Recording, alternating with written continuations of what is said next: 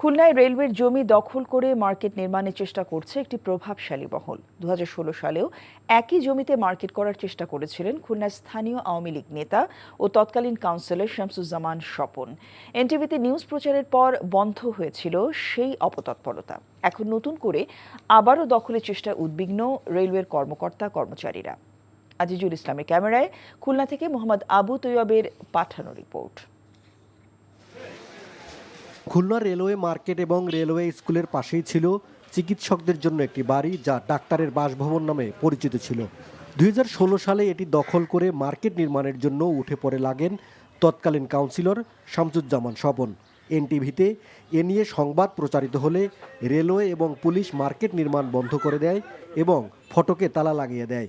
আওয়ামী লীগ সরকার পতনের পর সেই ডাক্তার বাড়িতে আবারও মার্কেট তৈরি করে দোকান বরাদ্দ দিয়ে লাখ লাখ টাকা হাতিয়ে নেওয়ার চেষ্টা করছে একটি চক্র। অবৈধভাবে কোনো বৈধতা নেই তাদের কাছে, কেউ করেনি। এই যে হয়তো ওই পথ পরিবর্তনের বিভিন্ন জায়গায় এরকম হয়তো বা হতে পারে। এটা আমি কি বলবো, মানে আমাদের রেল থেকে আমরা কোনো ডকুমেন্টারি তাদেরকে দিই। আর যেহেতু কোয়ার্টার সংলগ্ন আমাদের কোয়ার্টার এরিয়া, আমরা কোনো লিজ কিংবা লাইসেন্স দেওয়ার কোনো এখতিয়ার। এ ব্যাপারে অভিযুক্তের বক্তব্য নিতে গেলে ক্ষোভ প্রকাশ করেন তিনি।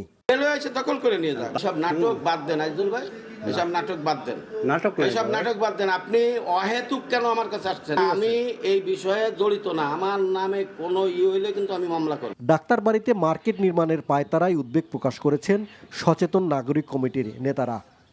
অজস্র প্রাণ এবং রক্তের বিনিময়ে একটা পরিবর্তন আসছে।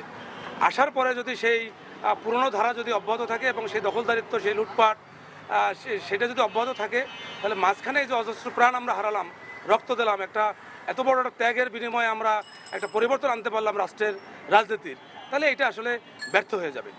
অবিলম্বে এসব তৎপরতা বন্ধের দাবি স্থানীয়দের। NTV news desk.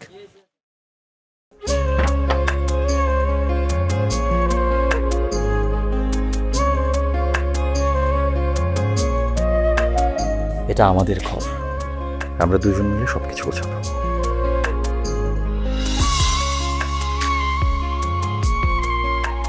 বাহ, এই ঘরটা এতদিন মরে আসছিল, নতুন বউয়ের হাত করে একটা চক করতেছে।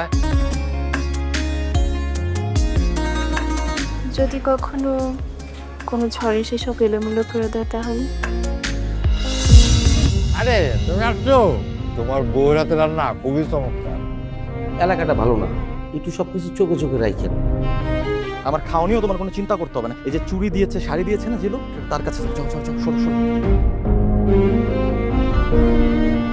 পৃথিবীতে মানুষের সম্পর্কের বড় সমস্যা কি জানো? ভুল বোঝাবুঝি।